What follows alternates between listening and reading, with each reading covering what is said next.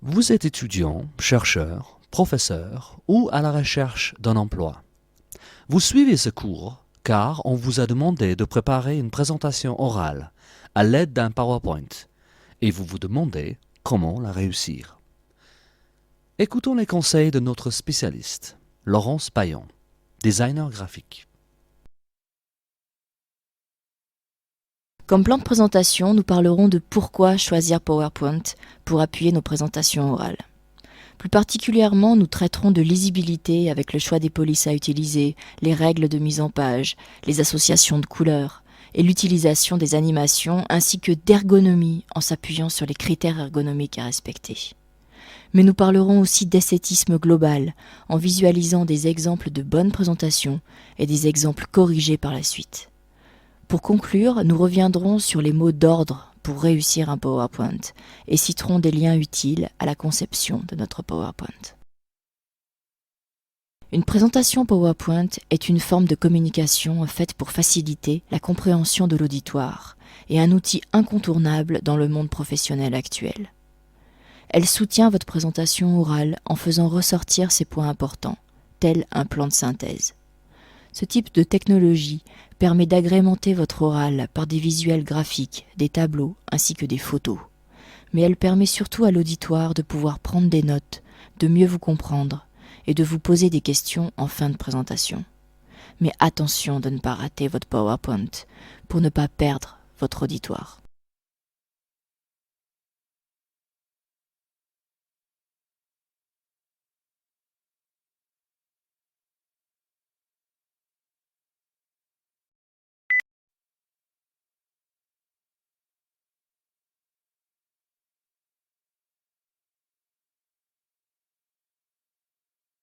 La première chose à faire est de choisir une police. Le choix d'une police sera différent selon la fonction du texte. Il faut tout d'abord avoir une idée claire de l'allure visuelle que l'on souhaite obtenir. Celle-ci est dérivée de la fonction du texte. L'impact fonctionnel, esthétique et psychologique de la police doit être approprié au destinataire et au contenu. On peut véhiculer un contresens en cas de mauvais choix de police. Dans les deux premiers exemples, la police suggère son contenu. Par contre, dans les deux suivants, elle évoque un contresens. Léger et plus lourd que lourd. L'effet sera donc différent selon le choix d'une police sérif ou sans sérif. Les polices sérif sont adaptées au texte imprimé, souvent utilisé dans l'édition. Ce sont des polices avec des empattements et des différences distinctes dans l'épaisseur de leurs lignes, telles la Times, la Bodoni ou la Garamond. Préférez les polices sans sérif, qui sont plus souvent appropriées à l'écran, car elles apparaissent plus nettes et moins pixelisées. Ce sont des polices dont le trait du dessin est plus uniforme, telles la Verdana, l'Arial ou la Tahoma. Les autres polices sont quant à elles à éviter, comme les polices en italique qui sont fatigantes à lire et qui développent des crénelages à l'écran dus à leur diagonale. L'italique est à utiliser de façon sporadique, pour des mots isolés ou des citations. Évitez aussi les polices de caractère décoratives, comme les polices expérimentales ou les polices calligraphiques. Étudier chaque police séparément permet de s'assurer qu'elle est adaptée à un emploi donné. Un maximum de 3 polices différentes dans un même document est recommandé. Ne mélangez pas aussi de trop nombreuses polices appartenant à une même famille. Et pensez à hiérarchiser vos textes. On conservera un même corps pour l'ensemble du texte à lire, 2 autres pour les titres et intertitres, et 1 pour les légendes. Un corps minimum de 16 sera choisi pour le texte à lire, voire plus selon la police choisie ou selon la grandeur de la salle lors de la présentation. En ce qui concerne le choix du fond de votre présentation, les fonds à motifs sont déconseillés, car peu lisibles. Un fond coloré nécessite un corps plus grand qu'un fond uni. Il est donc préférable aussi de les éviter. Il faut un contraste distinct entre le fond et les lettres pour assurer une bonne lisibilité, car les textes en contraste fort sont remarqués avant ceux en contraste faible. Le texte noir sur fond blanc reste le meilleur parti.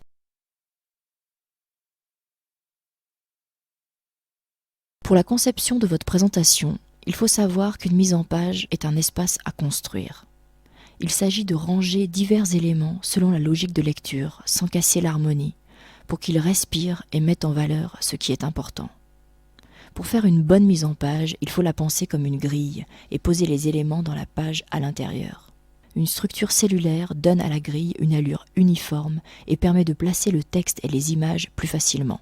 Plus la structure des cellules est précise, plus elle offre de souplesse. Les éléments de la grille sont étroitement liés par les effets qu'ils produisent.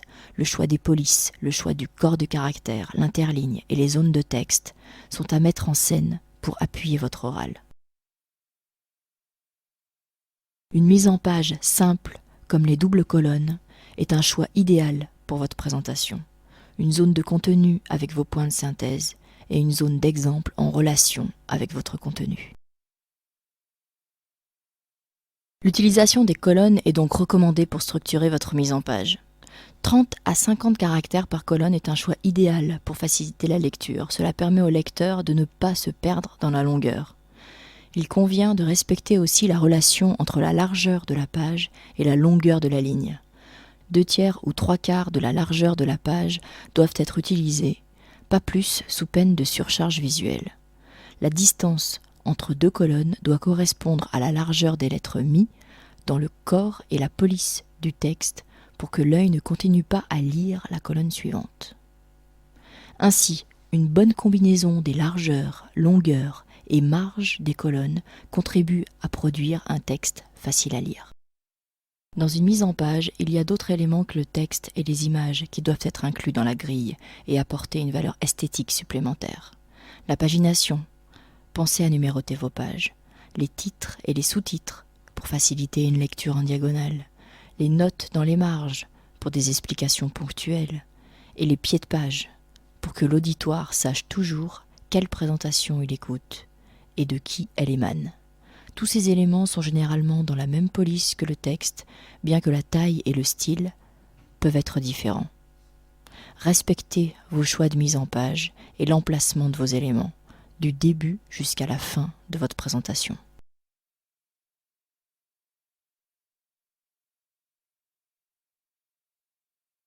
Pensez toujours aussi à rattacher le titre au paragraphe qui le suit. Différentes façons de le rattacher sont présentées à l'écran. Gras, avec ou sans espace, en couleur, dans un corps plus gros. Faites vos choix et respectez-les. Pour les couleurs, il faut savoir que chaque couleur possède ses propres spécificités et il est important de considérer comment elle se mariera avec la couleur des autres éléments, comme les polices de caractère ou les logos. Les couleurs peuvent orienter l'auditoire là où vous voulez les emmener. Utilisez seulement 3 couleurs différentes par présentation. L'impression créée par une couleur est un critère de sélection important, car 2 couleurs mises ensemble peuvent provoquer un effet non souhaitable.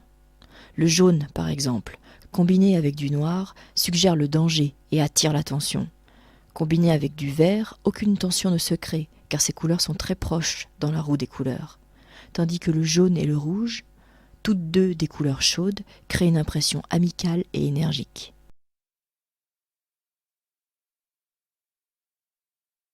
Le contraste des couleurs joue aussi un rôle important dans la lisibilité des textes, surtout à l'écran.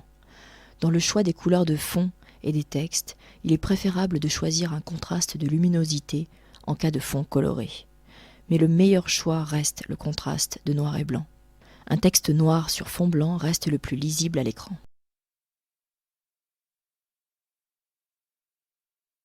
En ce qui concerne les animations, modérez leurs utilisations de façon ponctuelle. Préférez des animations sobres, sauf pour attirer l'attention. Prévoir l'entrée ou l'activation des animations au clic ou en automatique avec un minutage. Et limitez les effets visuels sous peine d'attirer plus l'attention sur l'effet que sur le contenu. Testez toujours les animations en mode diaporama pour valider leur impact.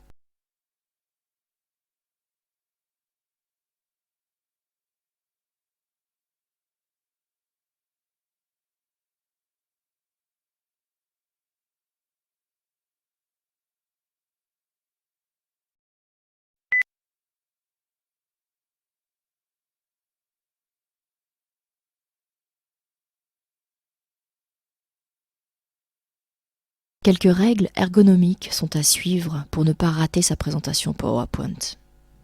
L'objectif est de faire en sorte que la présentation soit adaptée à son public.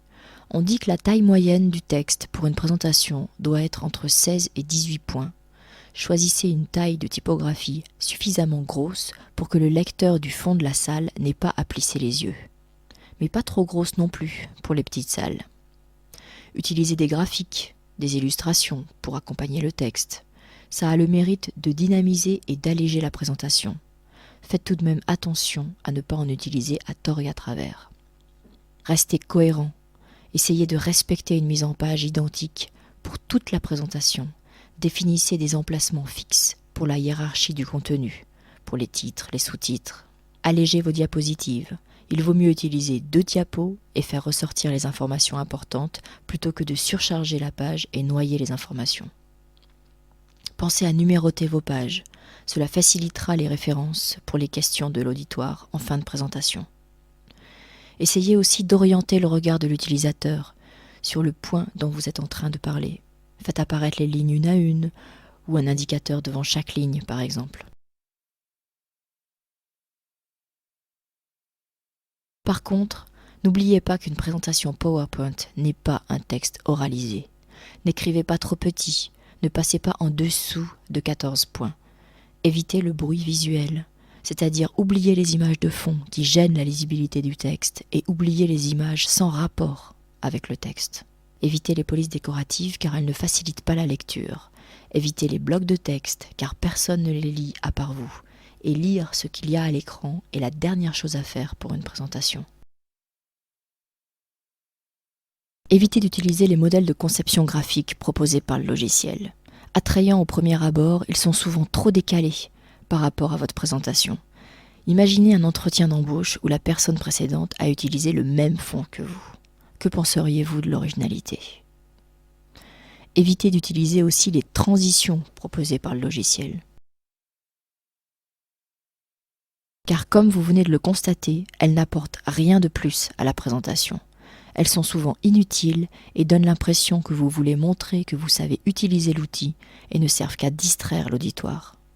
Les fondus peuvent parfois s'intégrer correctement. Voici quelques astuces pour votre présentation. Développez seulement 3 idées par présentation. Appuyez toujours votre oral par des marqueurs de présentation, comme l'utilisation des mots et expressions de liaison. Référez-vous au tableau suivant pour connaître le nombre de pages de votre présentation PowerPoint, selon la durée de votre présentation orale. Prévoyez une copie numérique et une copie papier, ainsi que des transparents de votre présentation en cas de problème avec le matériel de la salle. En cas de petit auditoire, imprimez votre présentation et distribuez-la. Testez la salle et l'ordinateur la veille. Vérifiez que le bon logiciel soit installé, PowerPoint ou InPress, et attention aux polices Mac et PC. Prévoyez une connexion Internet en cas de besoin et testez-la.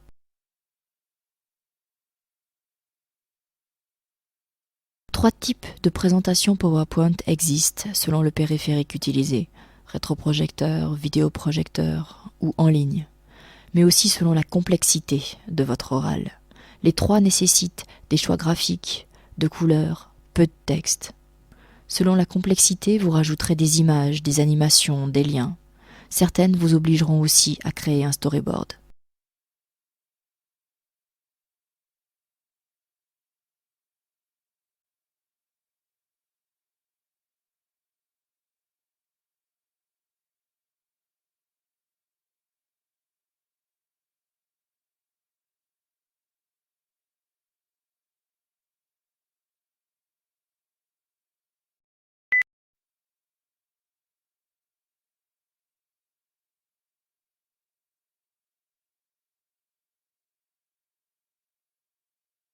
Voici maintenant des exemples de présentations réussies, avec une page de garde graphique et explicite et des pages de contenu reprenant certains éléments graphiques du sujet de la présentation, pour mieux l'appuyer et l'adapter au public cible.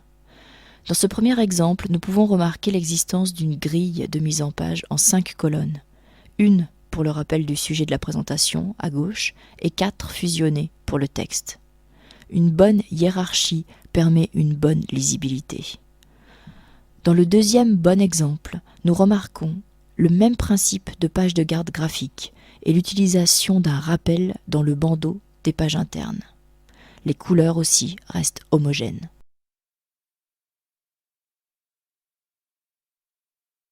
Dans ce troisième bon exemple, nous pouvons remarquer une page de garde graphique très colorée. On parle dans ce cas de camailleux. Les couleurs se marient entre elles sans créer de surcharge. Cette présentation est adaptée au public, en rapport à la culture chinoise, avec les titres à droite.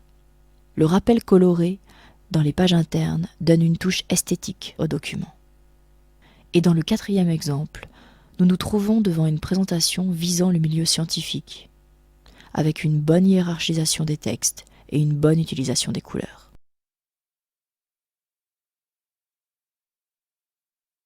Voici maintenant un contre-exemple, une présentation trop surchargée, rendant les textes et le graphique illisibles, malgré une évidente volonté de bien faire.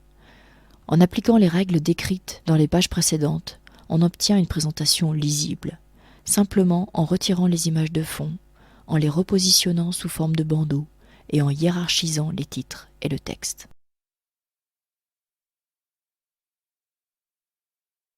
Dans ce deuxième contre-exemple, plus sobre au premier abord, nous pouvons néanmoins remarquer l'utilisation de 5 polices différentes, de 5 couleurs différentes et une mauvaise hiérarchisation des titres et des textes. Une simple modification pour une seule et unique police, pour des couleurs plus sobres, rend le document beaucoup plus cohérent. Avec une hiérarchisation des titres et textes, nous nous trouvons devant un document lisible. Dans ce dernier contre-exemple, nous pouvons remarquer le manque de cohérence entre la page de garde et une des pages internes. L'utilisation de fonds différents, sans aucun rapport avec le contenu, l'utilisation d'un modèle de conception, le manque de hiérarchisation des titres, l'absence de pied de page, le mélange de polices différentes, tout cela ne favorise pas le transfert de connaissances voulu par une présentation PowerPoint. La solution aurait été d'uniformiser le graphisme global par le choix d'une police, de hiérarchiser les titres et les textes, d'utiliser une seule couleur de police, de modifier le modèle de conception pour se l'approprier et de rajouter un pied de page pour inclure les numéros de page ainsi que le titre de la présentation. Pour conclure, je dirais que les mots d'ordre pour réussir une présentation PowerPoint sont sobriété et simplicité. Maintenant que vous avez préparé votre PowerPoint, vous venez de faire 10% du travail. Reste la préparation de la présentation orale, de la communication non verbale et de la maîtrise de la langue.